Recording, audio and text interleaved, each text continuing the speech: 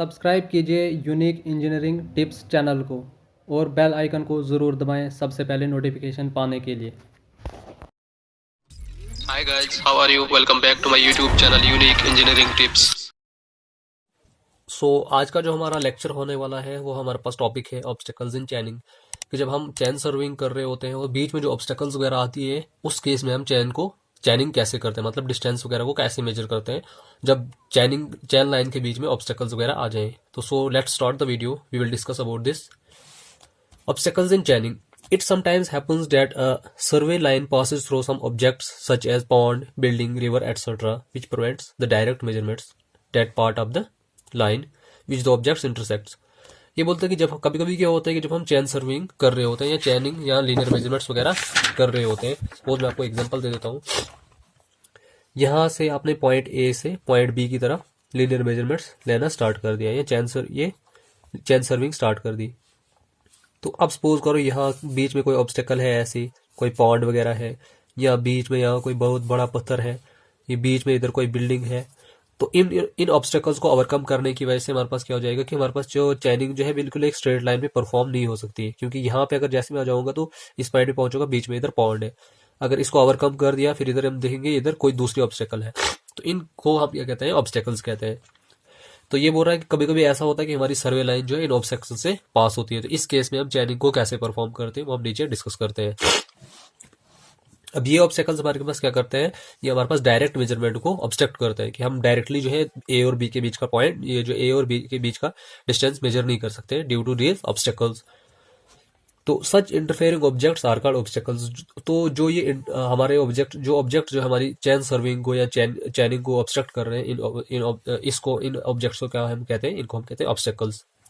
The obstacles में B have 3 types. तो हमारे पास जो ऑब्स्टेकल्स होंगे चैन सर्विंग या किसी भी सर्विंग में, जरूरी नहीं चैन सर्विंग, किसी भी सर्विंग को जब हम परफॉर्म करेंगे तो ऑब्स्टेकल्स हमारे पास 3 टाइप्स के हो सकते हैं। फर्स्ट है chaining is free but vision is obstructed, कि हमारे पास चैनिंग फ्री है बट विजन ऑब्स्ट्रक्टेड है। इसका कहने का मतलब है कि अब सपोज करो ये हमारे पास पॉइंट ए है और ये पॉइंट बी है, या बीच में कोई छोटी सी हिल है। पॉइंट ए और बी के बीच में हमने क्या करना है, डिस्टेंस मेजर करना है। चैनिंग फ्री है, क्यों, हम इसको हिल को ओवरकम करके इसको पास करके इस पॉइंट पे आ सकते हैं।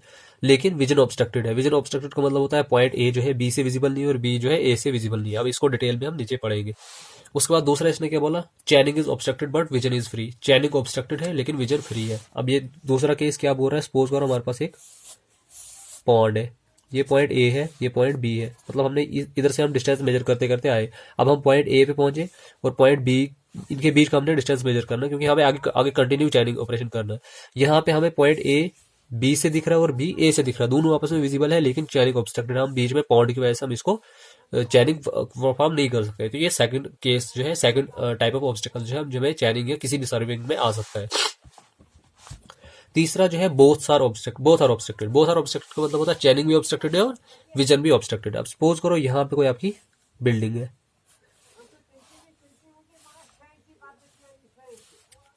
पॉइंट ए है, पॉइंट बी, ना तो विजन जा रही है और ना ही चैनिंग हमें कर सकती है, ये जो ना ही हम यहाँ पे चैनिंग कर सकते हैं और ना ही हमारी पॉइंट ए बी दोनों आपस में इंटरविजिबल भी नहीं है, और ये हमारे पास चैनिंग भी है, क्या है, हमारे पास ऑब्स्ट्रक्टेड है यहाँ पे। अब हम देखेंगे 1 बाय 1 जो हम तीनों को डिस्कस करते हैं कि किस केस में क्या करते हैं, डिस्टेंस को फिर कैसे मेजर करते हैं अगर हमारे पास ऑब्स्टेकल्स बीच में आ गई तो सबसे पहले हम देखते हैं चैनिंग is free but vision is obstructed, कि चैनिंग फ्री है लेकिन विजन हमारे पास क्या है, ऑब्स्ट्रक्टेड है। तो इस केस में क्या होता है कि in this type of obstacles the ends of the lines are not intervisible to each other, for example rising ground, hill, जंगल वगैरह एटसेट्रा। ये बोलता है कि ये ऐसी टाइप ऑफ ऑब्स्टेकल है जिसमें क्या होता है कि हमारे पास दोनों पॉइंट जो है आपस में इंटरविजिबल नहीं होते। मतलब जैसे मैंने आपको यहाँ पे एग्जाम्पल दिया था, छोटी सी हिल है, पॉइंट ए जो है बी से विजिबल नहीं है और ना ही बी आपस में बी ए से विजिबल है, लेकिन हम इसको ओवरकम करके इनको हम ये जो है इसको हम चैनिंग यहाँ पे परफॉर्म कर सकते हैं। हम कैसे करेंगे हम देखेंगे नीचे। एग्जांपल जैसे इसने दी राइजिंग ग्राउंड, हिल, जंगल के केस में। आप जंगल में देखोगे आप, नंबर ऑफ ट्रीज वगैरह की वजह से हमारे पास विजन जो है ऑब्स्ट्रक्टेड होती है, लेकिन चैनिंग हम उसको कर सकते हैं। उसके बाद अब इसके भी हमारे पास 2 केसेस हैं फर्दर, मतलब chaining is free, vision is obstructed, इसके भी हमारे पास 2 केसेस है। फर्स्ट केसेस में ये बोलता है कि both the ends are visible from any intermediate points, कि हमारे पास दोनों एंड्स जो हमारे पास विजिबल है किसी भी इंटरमीडिएट पॉइंट से। इसका कहने का मतलब है कि सपोज करो ये हमारे पास पॉइंट ए है, ये पॉइंट बी है, यहाँ रखो आप छोटी सी हमारे पास हिल है, अब मैंने क्या कर दिया, इन दो पॉइंट के बीच में, पॉइंट ए और पॉइंट बी के बीच में एक ऐसा पॉइंट इंसर्ट किया सी पॉइंट। अब इस सी पॉइंट से हमारे पास ए भी विजिबल होगा और बी भी विजिबल होगा। तो इसको ये हमारे पास फर्स्ट केस कहता है कि when both the ends are visible from any intermediate point. कोई भी इंटरमीडिएट पॉइंट हमने ए और बी के बीच में सिलेक्ट कर दिया, इस पॉइंट से दोनों विजिबल होंगे, ए भी विजिबल होगा और बी भी विजिबल होगा। तो उसके बाद आपको अगर आप याद होगा, जो हमारे पास ऑपरेशंस इन चेन सर्विंग में हमने पढ़ा था रेंजिंग, कि जब हम हमारे पास इनडायरेक्ट मेथड ऑफ रेंजिंग कैसे परफॉर्म करते हैं, बिल्कुल हम वही मेथड यहाँ पे अडॉप्ट करेंगे और इसको क्या करेंगे, इस सी पॉइंट को हम यहाँ पे जो है शिफ्ट कर देंगे। कैसे करेंगे, सबसे पहले हम, अब इसको डिटेल में जानने के लिए आप मेरी वो वीडियो जो है देख सकते हो, operation in chain surveying JKSB civil जो क्रैश कोर्स प्लेलिस्ट में वो अवेलेबल है, वहां पे उसको दे सकते हैं डिटेल में पढ़ने के लिए। तो यहाँ पे मैं आपको सिर्फ आइडिया दे सकता हूँ उसका। हम क्या करेंगे, एक रेंजिंग रॉड यहाँ पे रखेंगे, एक रेंजिंग रॉड जो है हम बी पॉइंट पे सेट करेंगे और एक रेंजिंग रॉड सी पॉइंट पे हम सेट करेंगे। अब ये सी पॉइंट हमने इस तरह से सेट किया कि हमारे पास ये यहाँ से ए भी विजिबल है और बी भी विजिबल है, ए भी विजिबल है और बी भी विजिबल है। फिर इसको हम शिफ्ट करते जाएंगे, इसको मैं C1 पे शिफ्ट करूंगा। अब ये C1 इस तरह से शिफ्ट करूंगा कि यहाँ से ए भी विजिबल होगा, बी भी विजिबल होगा। फिर इसको मैं C2 पे शिफ्ट करूंगा। फिर एक स्टेज ऐसी आएगी हमारे पास, ये तीनों लाइन ये तीनों पॉइंट जो है स्ट्रेट लाइन में आ जाएंगे। फिर जब तीनों लाइन स्ट्रेट लाइन में आ गई तो इनको हम क्या करेंगे, डिस्टेंस को मेजर कर देंगे। तो डिटेल में इसको आप समझने के लिए आप वो वाली वीडियो जो है देख सकते हैं वहां पे। तो ये था फर्स्ट केस कि जब हमारे पास दोनों पॉइंट जो है किसी कॉमन इंटरमीडिएट पॉइंट से विजिबल होंगे। तो उस केस में हम क्या करते हैं, this type of obstacle can be easily overcome bye indirect reciprocal ranging. तो इस टाइप की ऑब्स्टेकल को हम किससे ओवरकम कर सकते हैं, जो हमारे पास इनडायरेक्ट रेंजिंग है, इनडायरेक्ट मेथड ऑफ रेंजिंग या रेसिप्रोकल रेंजिंग, उसी को कहते हैं। तो ये था फर्स्ट केस। अब दूसरा केस जो है, chaining is free but vision is obstructed में दूसरा केस जो है, both the ends are not visible from any intermediate point. तो मतलब जो हमारे पास पॉइंट ए है, पॉइंट बी है, अगर हम इनके बीच में कोई कॉमन पॉइंट इंसर्ट करेंगे, लेकिन फिर भी ये दोनों पॉइंट से उस कॉमन पॉइंट से ये दोनों विजिबल नहीं होंगे। अगर मैंने सी इंसर्ट किया, हो सकता है बी विजिबल होगा इस पॉइंट से लेकिन ए नहीं होगा, या ए होगा तो बी नहीं होगा। तो कोई भी इंटरमीडिएट पॉइंट की वजह से दोनों आपस में विजिबल नहीं होंगे। उसको हम कैसे ओवरकम करते हैं वो हम नेक्स्ट देखते हैं। उसके बाद जैसे मैंने यहाँ पे आपको डायग्राम में दिखाया है, हमने क्या करना है, सपोज करो हमारे पास ये पॉइंट ए है और ये पॉइंट बी है। इस मेथड को हम कहते हैं random line method. Random line method से हम क्या करते हैं कि जब हमारे पास इंटरमीडिएट पॉइंट से दो पॉइंट्स आपस में विजिबल नहीं होंगे, तब हम रैंडम लाइन मेथड यूज करते हैं। इसमें हम क्या करते हैं, सपोज करो हमने ए और ये बी है, इन दोनों के बीच हमने क्या करना है, डिस्टेंस को मेजर करना है। ये बीच में कोई ऑब्स्टेकल है जिसकी वजह से हमारे पास क्या है, चैनिंग तो फ्री है लेकिन विजन ऑब्स्ट्रक्टेड है। तो हम क्या करेंगे, पॉइंट ए और पॉइंट बी के हमने डिस्टेंस मेजर करना है। हम क्या करेंगे, पॉइंट ए से एक रैंडम लाइन ड्रॉ करेंगे, किसी भी एंगल, यहाँ पे कुछ भी एंगल बन सकता है, 1 डिग्री, 2 डिग्री, 3 डिग्री, 4 डिग्री, सिर्फ इतना है कि इस ऑब्स्टेकल से दूर होना चाहिए थोड़ा। आप कुछ भी एंगल ड्रॉ कर सकते हो। रैंडमली एक मैंने लाइन ड्रॉ कर दी। अब इसको एक्सटेंड तब तक करना है जब तक ना हमारे पास ये बी पॉइंट नजर आ जाए। जैसे मैंने यहां से लेकर इसको ए से लेकर बी डैश तक एक्सटेंड किया, तो बी डैश से अगर मेरा बी पॉइंट विजिबल हो गया तो इसको मैं यहाँ पे फिर इसको मैं स्टॉप कर दूंगा। तो फिर जब मैं बी डैश पे पहुंचूंगा तो बी डैश पे मैंने क्या करना है, परपेंडिकुलर ड्रॉप करना है टुवर्ड्स पॉइंट बी। जैसे मैंने यहाँ पे लिखा भी है कि from point B dash we have to draw perpendicular towards point B. इससे हमने परपेंडिकुलर ड्रॉप करना सच दैट कि वो बी को बिल्कुल जो है, बिल्कुल हमारा जो परपेंडिकुलर जो है इस पॉइंट पे आ जाए। उसके बाद हमारे पास क्या हो जाएगा कि यहाँ पे एक राइट एंगल ट्रायंगल हमारे पास बन जाएगी। कैसे बन जाएगी, ये हमारे पास परपेंडिकुलर है, ये परपेंडिकुलर, ये इसका बेस हो गया, क्योंकि जिसपे परपेंडिकुलर हो गया बेस, तो ए बी हमारे पास, ए बी डैश यहाँ पे हमारे पास क्या है, ए बी डैश हमारे पास यहाँ पे बेस है, बी डैश भी हमारे पास यहाँ पे परपेंडिकुलर है, और ए बी हमारे पास यहाँ क्या हो गया, हाइपोटेन्यूज। इसको हम कैसे निकालेंगे, पाइथागोरस थ्योरम लगा लो। अब हमें यहाँ से ए बी चाहिए, A B is equal to root of A B dash का स्क्वायर और बी बी डैश का स्क्वायर। तो ये है कि जब हमारे पास चैनिंग जो है फ्री होगी, विजन ऑब्स्ट्रक्टेड होगी। और उसका सेकंड केस जो था कि हमारे पास कॉमन जो इंटरमीडिएट पॉइंट से अगर दोनों पॉइंट्स विजिबल नहीं होगी, तो उसके लिए हम क्या करते हैं, रैंडम लाइन मेथड यूज करते हैं। ये था फर्स्ट केस कि जब हमारे पास चैनिंग फ्री होगी, ये था हमारे पास फर्स्ट केस कि जब हमारे पास चैनिंग फ्री होगी और विजन ऑब्स्ट्रक्टेड होगी। अब हमारा जो सेकंड केस है, chaining is obstructed but vision is free. अब चैनिंग ऑब्स्ट्रक्टेड है लेकिन विजन फ्री है। हम देख तो सकते हैं, दोनों पॉइंट्स आपस में विजिबल है लेकिन चैनिंग नहीं कर सकते। अब ये फर्स्ट, इसका सेकंड केस आ गया, चैनिंग is free but vision is obstructed. The common examples of such type of obstacles are pond, river, etc. जैसे पॉन्ड है, रिवर है, कोई भी वाटर बॉडीज है, वहां से आप एक दूसरे पॉइंट्स को तो देख सकते हो आर पार, लेकिन चैनिंग नहीं कर सकते हो। तो इस केस में हम कैसे चैनिंग ऑपरेशन परफॉर्म करते हैं वो हम नीचे डिटेल में पढ़ते हैं। अब इसके भी दो केसेस हैं। अब इसमें फर्स्ट केस क्या है कि when the obstacles can be chained around. When, इसका कहने का मतलब है कि हमारे पास, सपोज करो ये हमारे पास कोई पॉन्ड है। अब हमारे पास हम चैनिंग ऑपरेशन करते करते इस पॉइंट से सपोज करो ए पॉइंट से ऑपरेशन करते करते हम पॉइंट ई पे पहुंच गए और ये पॉइंट हमारे पास इस साइड, ये पॉइंट के एक साइड है, ये पॉइंट के दूसरी साइड डी पॉइंट है। हमने इन दोनों के बीच का डिस्टेंस मेजर करना है।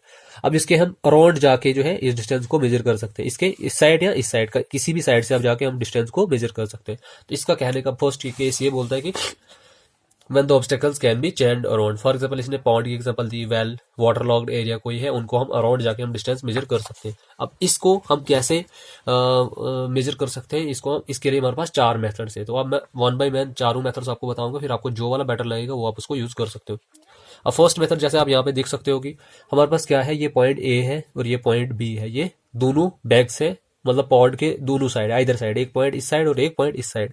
हम क्या करेंगे, फ्रॉम पॉइंट ए से मैं एक परपेंडिकुलर ड्रॉप करूंगा और उसकी जो ये मतलब लेंथ है AC, इसको हम तब तक लेंगे जब तक हमारा पॉइंट जो है, जहां तक पॉइंट का ये जो है एरिया है उसको पार कर दे। यहां से मैंने क्या कर दिया, एक परपेंडिकुलर ड्रॉप कर दिया। सिमिलरली पॉइंट बी से भी हमने एक परपेंडिकुलर ड्रॉप कर दिया, सेम हाइट, जितनी लेंथ इतनी रखी मैंने, मतलब AC BD के बराबर होना चाहिए। फिर इन दोनों पॉइंट्स को आप ज्वाइन कर दो तो आपके पास जो AB हो जाएगा वो CD के बराबर हो जाएगा, क्योंकि ये यहाँ पे हमारे पास क्या बन गई, एक ट्राइंगल, ये रेक्टेंगल बन गई। तो रेक्टेंगल की अपोजिट साइड्स आपको इक्वल भी होती है और पैरेलल भी था। फर्स्ट मेथड अगर हमारे पास chaining round the obstacle possible होगी। दूसरे केस में हम क्या करेंगे, दूसरा केस यहाँ पे आपको दिख रहा होगा कि हमारे पास ये पॉइंट A है और ये पॉइंट B है, दोनों जो है either side of the pond या कोई भी वाटर बॉडीज आपके पास है। तो इससे हम क्या करेंगे, पॉइंट A से मैंने एक परपेंडिकुलर ड्रॉप कर दिया, इसको तब तक ड्रॉ कर दिया जब तक ना ये पॉन्ड को जो है ओवरकम कर दी, और फिर हमने क्या कर दिया, C को B के साथ ज्वाइन कर दिया।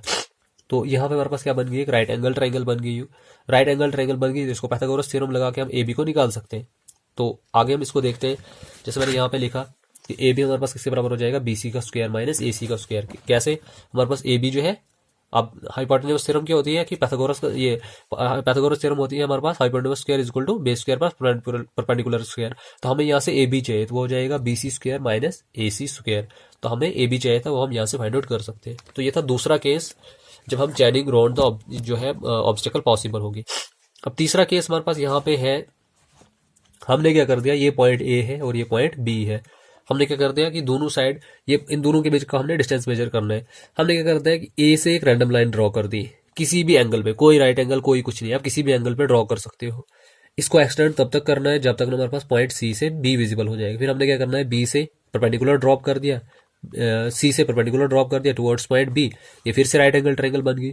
अब यहाँ पे हमारे पास ये क्या हो गया, ये बेस हो गया इसका, ये परपेंडिकुलर हो गया और इसका हाइपोटेन्यूज हो गया। तो हमें AB चाहिए, तो AB is equal to root of A square AC square plus BC square. तो ये अलग अलग केसेस, आप इनका प्रोसीजर आप खुद लिख सकते हो। आप क्या प्रोसीजर क्या लिखना है, सबसे पहले हमारे पास select 2 points on the other side of the obstacle. 2 points हमने सेलेक्ट कर दिए दोनों साइड जो है ऑब्स्टेकल के, A और B, डेट इज। फिर हमने क्या करना है, फ्रॉम पॉइंट A से एक रैंडम लाइन ड्रॉ कर दी, तब तक इसको एक्सटेंड करना है until point B is visible, जब तक ना हमारे पास पॉइंट B जो है विजिबल हो जाएगा। फिर फ्रॉम पॉइंट C से आपने क्या करना है कि परपेंडिकुलर ड्रॉप करना है टुवर्ड्स पॉइंट B। जब परपेंडिकुलर ड्रॉप करना है तो इसको ज्वाइन कर दो इसके साथ। फिर यहाँ पर आपसे राइट एंगल ट्रायंगल बन गई, तो पाइथागोरस थ्योरम लगा के आप डिस्टेंस AB निकाल सकते हो। तो प्रोसीजर आप खुद लिख सकते हो, मैंने मेथड्स को अंडरस्टैंड करना है।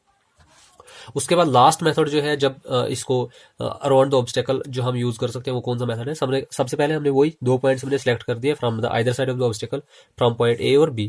फिर हमने क्या कर दिया, इन दोनों पॉइंट A और B के बीच में जो इस पॉइंट को ओवरटेक करके हमने एक पॉइंट सेलेक्ट कर दिया, C पॉइंट। इसको हमने इस तरह से सिलेक्ट करना है कि हमने ट्राई करना है कि ये दोनों के बीच में होना चाहिए, at the middle of point A and B। फिर हमने क्या कर दिया, A से C को ज्वाइन कर दिया और B से C को ज्वाइन कर दिया। फिर हमने क्या कर दिया, यहाँ पे एक रेंज ग्राफ हमने पॉइंट A पे सिलेक्ट कर देनी है और एक इंसर्ट B पे ये C पे कर देनी है। फिर जितना ये AC डिस्टेंस है उतना ही हमने आगे जाना है स्ट्रेट लाइन में, बिल्कुल CD। मतलब हमने क्या करना है, AC इज इक्वल टू, यहाँ पे होना चाहिए AC is equal to CD। फिर सेम पॉइंट B से भी हमने क्या करना है, इसको इस लाइन को BC को एक्सटेंड करो such that, BC is equal to CE होना चाहिए। तो अब हमारे पास AC CD के बराबर हो गया, BC EC के बराबर हो जाएगा। फिर जहां अब ये पॉइंट इधर पहुंचा और ये पॉइंट इधर पहुंचा, फिर इसको आप ज्वाइन कर दो, फिर ज्वाइन कर दो आप ED को, तो जितना आपका डिस्टेंस ED होगा वो हमारे पास AB के बराबर आ जाएगा। तो ये थे हमारे पास 4 मेथड्स जब हमारे पास chaining round the obstacle possible होगी। तो ये आई होप कि आपको ये चारों मेथड्स क्लियर होंगे। बिल्कुल सिंपल है, सिंपल हम मैथ जियोमेट्रिक फिगर्स ड्रा करके हम क्या कर रहे हैं, डिस्टेंस को मेजर कर रहे हैं। उसके बाद जो इसका दूसरा केस था कि when the obstacles can not be chained around, कि जब हम ऑब्स्टेकल के साइड से जाके उसकी हम चैनिंग नहीं कर सकते। आप रिवर के एग्जांपल ले लो, ये पॉइंट ए है एक बैंक ऑफ रिवर पे, दूसरी बैंक पे जो हमारे पास पॉइंट बी है। अब इसके राउंड तो आप जा नहीं सकते क्योंकि रिवर की लेंथ जो है बहुत ही ज्यादा होती है, वो हम इसको हम ओवरकम नहीं कर सकते।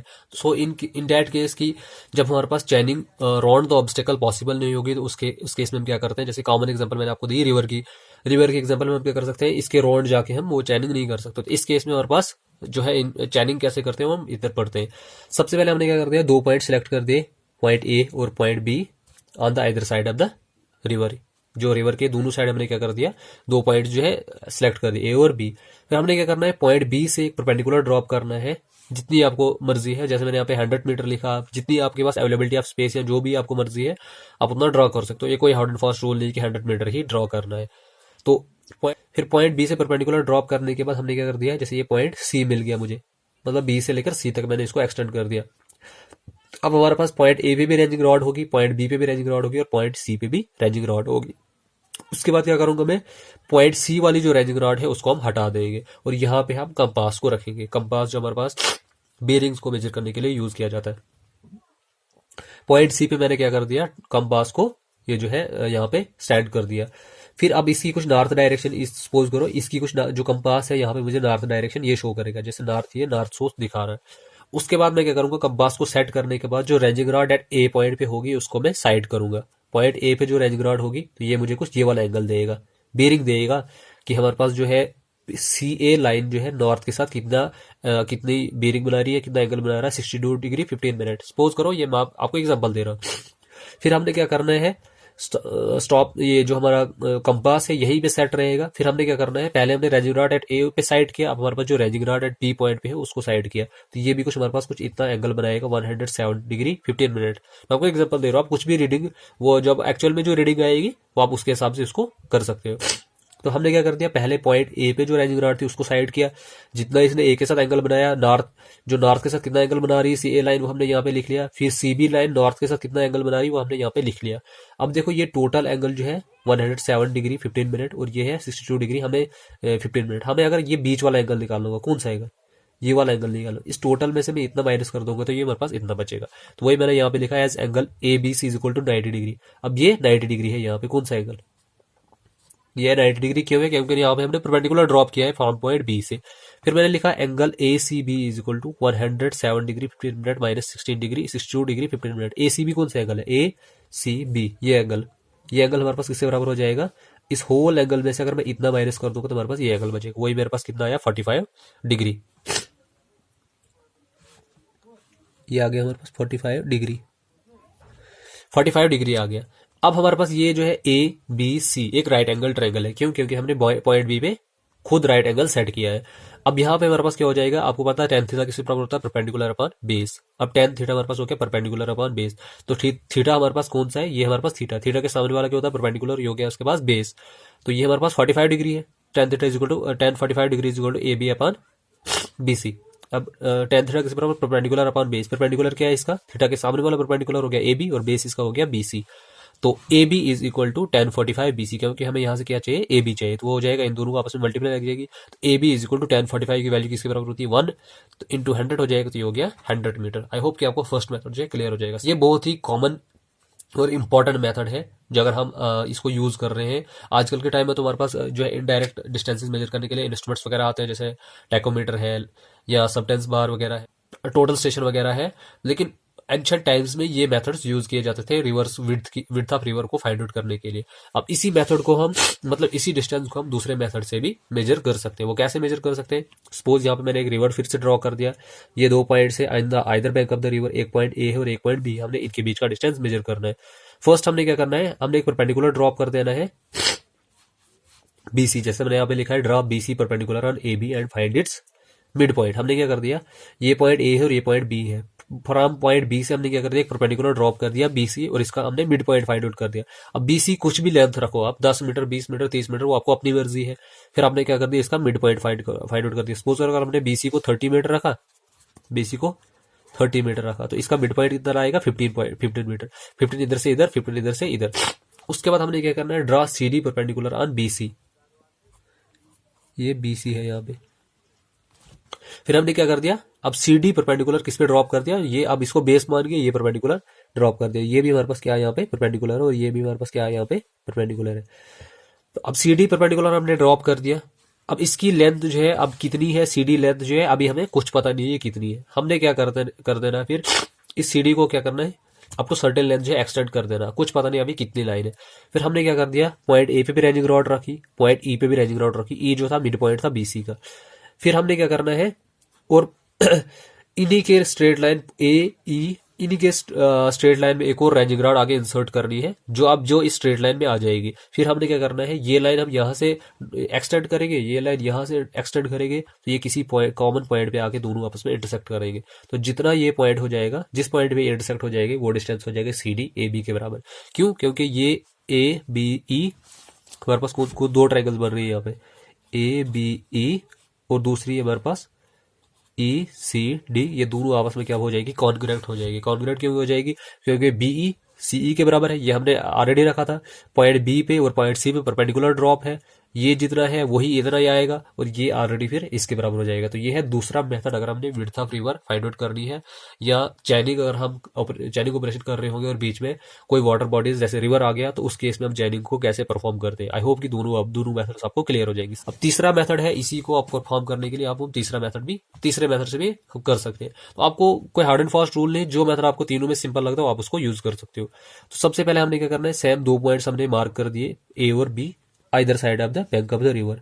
फिर हमने क्या करना है, from point B and C draw हमने 2 पॉइंट्स ड्रॉ ये सिलेक्ट कर दिए, ए पॉइंट और बी पॉइंट। इसको हमने फिर एक्सटेंड कर देना थोड़ा सा आगे जाके, एक और पॉइंट हमने इसी लाइन पे ले लेना है, वो है सी, क्योंकि यहाँ तो हम ले सकते हैं, बीच में कोई ऑब्स्टेकल नहीं है। तो सी पॉइंट भी हमने यहाँ पे इस लाइन पे मार्क कर दिया। फिर हमने क्या करते हैं, दोनों पॉइंट्स बी से भी और सी से भी परपेंडिकुलर ड्रॉप कर देने हैं, किस लाइन पे, ए सी लाइन पे। ये लाइन ए सी है, यहाँ बी एफ और सी हमने 2 परपेंडिकुलर ड्रॉप कर दिए, बी पॉइंट से भी और सी पॉइंट से भी। दोनों पॉइंट से हमने परपेंडिकुलर ड्रॉप कर दिए। फिर उसके बाद हमारे पास क्या हो जाएगा कि ये परपेंडिकुलर इस तरह से ड्रॉप करने सच डेट ए एफ ई, जो हमारे पास A F E are in the same line. अब ये क्या कह रहा है कि हमारे पास A F E same line में होने चाहिए। अब देखो, जैसे मैंने पॉइंट बी से परपेंडिकुलर ड्रॉप कर दिया, अब मुझे पता नहीं कि इसकी लेंथ कितनी है। पहले मैंने क्या कर दिया, जो है सर्टेन लेंथ तक इसको एक्सटेंड कर दिया। फिर सी से भी हमने परपेंडिकुलर ड्रॉप कर दिया, इसको भी हमने सर्टेन लेंथ तक एक्सटेंड कर दिया। कर लो जितना आपको आगे तक लेना है, इसको भी हम आगे एक्सटेंड कर सकते हैं, हमें पता नहीं किधर तक लेना है। उसके बाद हमने क्या करना है, ये 2 पॉइंट्स हो गए, दोनों पॉइंट्स हमने परपेंडिकुलर ड्रॉप कर दिया। फिर हमने क्या कर देना है, ए पे भी आप रेंजिंग रॉड आप इंसर्ट करो। फिर पॉइंट एफ को एक पॉइंट एफ मान लो, यहाँ पे ये पॉइंट एफ है कि हमने बी को एफ तक ही एक्सटेंड करना है। यहां तक हमने फिर क्या करना है, यहाँ पे रेंजिंग रॉड इंसर्ट कर देनी है। फिर क्या करना है हमने कि ए पे भी रेंजिंग रॉड है, एफ पे भी रेंजिंग रॉड है, इस लाइन को आप क्या कर सकते हो, प्रोलॉन्ग कर सकते हो, आगे तक एक्सटेंड कर सकते हो, क्योंकि यहाँ पे भी रेंजिंग रॉड है, यहाँ पे भी रेंजिंग रॉड है, इसी के लाइन में आगे एक और हम रेंजिंग रॉड इंसर्ट कर सकते हैं। तो वो सपोज करो ये जो है इस पॉइंट पे आ गई। फिर हमने जो सी से परपेंडिकुलर ड्रॉप कर दिया, इसको एक्सटेंड करते जाओ, तो जिस पॉइंट पे ये बीट करेगी वो हमारे पास है, यही पॉइंट हमें चाहिए था, पॉइंट ई। अब ये पॉइंट हमारे पास मिल गया। तो उसके बाद हमने क्या करना है, ट्राइंगल ए बी एफ वो सिमिलर है किसके, डी ई एफ, ये दोनों आपस में क्या है, सिमिलर, क्योंकि ये भी राइट एंगल ट्राइंगल है और ये भी राइट एंगल ट्राइंगल है। फिर राइट एंगल ट्राइंगल का जो कॉरस्पॉन्डिंग साइड्स का रेशियोज वगैरह लगा के हम इसका डिस्टेंस फाइंड आउट कर सकते हैं। अब हमें चाहिए कौन सा, मेन चाहिए हमें ए बी। तो इसका ए बी जो इसकी कॉरस्पॉन्डिंग साइड का रेशियोज आपस में इक्वल होता है जब 2 ट्राइंगल्स सिमिलर होती है, ये तो आपको रूल पता है। अब हो जाएगा ए बी अपान इसका बेस क्या है, डी एफ या एफ डी लिखो, इज इक्वल टू, उसके बाद हमारे पास बी एफ अपान डी ई, बी एफ अपान डी ई। अब मैं A F upon E F क्यों नहीं लिख रहा हूँ, क्योंकि ए एफ का हम डिस्टेंस फाइंड नहीं कर सकते, क्योंकि बीच में रिवर है, इसलिए मैंने 2 कॉरस्पॉन्डिंग साइड्स का रेशियो आपस में इक्वल कर दिया। हमें चाहिए यहाँ से ए बी, इसको ही फाइंड आउट करना है। डी एफ तो हम आराम से यहाँ मेजर कर सकते हैं, फिर बी एफ को भी हम आराम से मेजर कर सकते हैं और डी ई को भी हम आराम से मेजर कर सकते हैं। तो यहाँ से हमारे पास ए बी निकल जाएगा, B F into F D upon D. तो ये थे हमारे पास 3 मेथड जब हमारे पास chaining around the obstacle possible नहीं होगी। उसके बाद हमारे पास जो लास्ट केस था इसमें ऑब्स्टेकल्स इन चैनिंग में, वो था chaining and vision. Are obstructed, दोनों ऑब्स्ट्रक्टेड है। ना तो चैनिंग हम कर सकते हैं, ना ही हमारी विजन, मतलब ना ही दोनों पॉइंट्स आपस में इंटरविजिबल है और ना ही चैनिंग वहां पे परफॉर्म कर सकते हैं। तो इस केस में जो मोस्ट कॉमन एग्जांपल है हमारे पास है, कोई बिल्डिंग वगैरह आ गई बीच में जब हम चैनिंग वर्क कर रहे हैं, तो उसको हम कैसे ओवरकम करते हैं, उस केस में हम चैनिंग ऑपरेशन कैसे करते हैं वो हम नीचे पढ़ते हैं। तो सेम आपने क्या करना है, जैसे ये हमारे पास एक चैन लाइन आ रही थी पीछे से, बीच में इधर बिल्डिंग आ गई और इसको हमने आगे तक लेना था। अब हम क्या करेंगे, इसको हम कैसे ओवरकम करेंगे। सबसे पहले हमने क्या कर देना है, दो पॉइंट जो है, दो पॉइंट मैंने इस साइड भी सिलेक्ट कर दिया और दो पॉइंट इससे भी सिलेक्ट, इस साइड से भी सिलेक्ट कर दिए, जैसे ए बी और इधर से ई एफ। अब ये सिलेक्ट इस तरह से करने हैं कि ये डिस्टेंस बराबर होना चाहिए, जितना ए और बी के बीच का डिस्टेंस है उतना ही ई और एफ के बीच का डिस्टेंस होना चाहिए। फिर हमने ए से भी एक परपेंडिकुलर ड्रॉप कर देना और बी से भी परपेंडिकुलर ड्रॉप कर देना। कब तक इसकी, अब ए सी ए डी, ये जो है ए सी और बी डी ये बराबर होने चाहिए, मतलब A C is equal to B D is equal to ये होना चाहिए E G is equal to होना चाहिए एफ एच। ये सारे के सारे परपेंडिकुलर बराबर होने चाहिए। अब ये कितने होने चाहिए, ये इतने होने चाहिए कि जो ये बिल्डिंग जहां तक है उसके थोड़ा सा बाहर हमें जाना है, क्योंकि हमें बाहर से डिस्टेंस मेजर करना है। तो ये सारे जितने भी आपके परपेंडिकुलर होने चाहिए वो बराबर होने चाहिए। उसके बाद आप दूसरा ये भी लिख सकते हैं कि हमारे पास जो ए बी होना चाहिए वो किसके बराबर होना चाहिए, ई एफ के बराबर होने चाहिए। ये सारे के सारे डिस्टेंसेस बराबर होने। सो हमने पॉइंट ए से भी परपेंडिकुलर ड्रॉप करना है, बी से भी, ई से भी और एफ से भी। उसके बाद हमारे पास जब इन सब से परपेंडिकुलर ड्रॉप हो जाएंगे, फिर हमने क्या करना है, यहाँ पे इनके डायगोनल्स ड्रॉ कर देने। डायगोनल्स जो है बराबर होने चाहिए, ए डी बी सी के बराबर होना चाहिए, ई एच एफ जी के बराबर होना चाहिए, और हमारे पास ए डी जो है ई एच के बराबर भी होना चाहिए और बी सी जो है एफ जी के बराबर होना, क्योंकि ये सारी चीजें हमने डिस्टेंस जब इक्वल रखेंगे तो डायगोनल भी ऑब्वियसली इक्वल हो जाना चाहिए, इक्वल होना चाहिए। फिर हम क्या करेंगे, इस लाइन को, इनको हम ऊपर से जो है सी को एच के साथ ज्वाइन कर देंगे। तो फिर हमारे पास जो रिक्वायर्ड डिस्टेंस है हमारे पास बी ई चाहिए, बी ई डिस्टेंस है वो हमारे पास डी जी के बराबर हो जाएगा। अब हमारे पास यहाँ से हम सिंगल जो है वन परपेंडिकुलर ड्रॉप करके भी हमारे पास इसको ये जो है डिस्टेंस को फाइंड आउट कर सकते हैं। सिंपली हमने बी डी परपेंडिकुलर ड्रॉप करके, ई जी परपेंडिकुलर ड्रॉप करके, इन दोनों को आपस में ज्वाइन करके हमारे पास बी ई डिस्टेंस जो है डी जी के बराबर हो जाता है। अब यहाँ पे हमने दो इसलिए किए ताकि हमारे पास ये जो है ज्यादा एक्यूरेट रिजल्ट दें। अगर हमारे पास सारे डिस्टेंसेस, अब हो सकता है बी या ई पे परपेंडिकुलर ड्रॉप करने की वजह से थोड़ा सा एरर भी आ सकता है, तो हमारे पास जो है यहाँ पे जो है चेक, जो है बहुत सारे जो है लाइन जो है वो चेक करने के लिए यहाँ पे मिल जाती है हमारे पास। जैसे सारे डिस्टेंस अगर बराबर है, ए डी ई एच वगैरह अगर ये सारे आपस में बराबर है, तो हमें लगता है कि यहाँ से हमें पता चल जाए कि हमारे पास हमने जो डिस्टेंस मेजर किया वो एक्यूरेट है। उसके बाद जो हम नेक्स्ट मेथड इसमें यूज कर सकते हैं वो हमारे पास ये मेथड, जैसे यहाँ पे आपको डायग्राम दिख रही होगी, इसको मैंने यहाँ पे बनाया है। इसको हम करते हैं कैसे, हमने क्या कर दिया, सेम जैसे ऊपर वाले केस में हमने क्या कर दिया, दो पॉइंट्स दोनों साइड हमने सेलेक्ट कर दिए थे ऑब्स्टेकल के।